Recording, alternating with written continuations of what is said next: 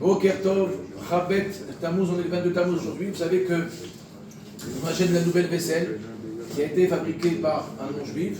On se doit de prendre la vaisselle, de la tremper au mikvé. Pourquoi on trempe au mikvé? Pour retirer l'impureté que le goy a introduit dans la vaisselle lorsqu'il a construit. Maintenant, si c'est un juif qui a construit la vaisselle, il n'y a pas besoin de tremper au mikvé.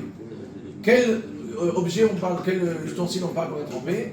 Alors, d'après la Torah, c'est tout ce qui est métal, tout ce qui est fer, corse, tout ça c'est de la Torah. D'après nos sages, ça inclut également tout ce qui est srouchit, tout ce qui est en verre. Maintenant, si c'est tout ce qui est porcelaine, dans ce cas-là, on doit tremper, mais sans bracha.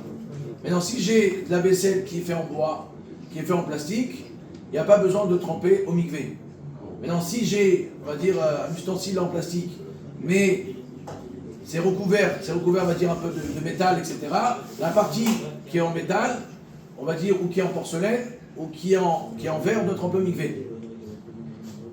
Maintenant, quand est-ce qu'on doit tremper au mikvé? C'est d'Afka quand c'est, on va dire, c'est la partie qui est en contact avec la nourriture.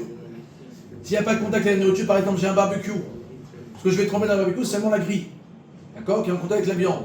Mais l'intérieur où on met le charbon, il n'y a pas besoin. Pourquoi? Parce que ce n'est pas en contact avec la nourriture. Tout ce qui est en contact avec la nourriture, maintenant également, si c'est un ustensile, d'accord, mais ça veut dire que je ne vais pas manger tout de suite. Par exemple, je vais éplucher la pomme de terre. J'ai besoin, ensuite, après avoir épluché, j'ai besoin de la cuire. Dans ce cas-là, il n'y a pas besoin. Donc, ne pas oublier toujours qu'il soit en contact avec la nourriture et que ce soit la matière qu'on a évoquée juste avant. Chazak.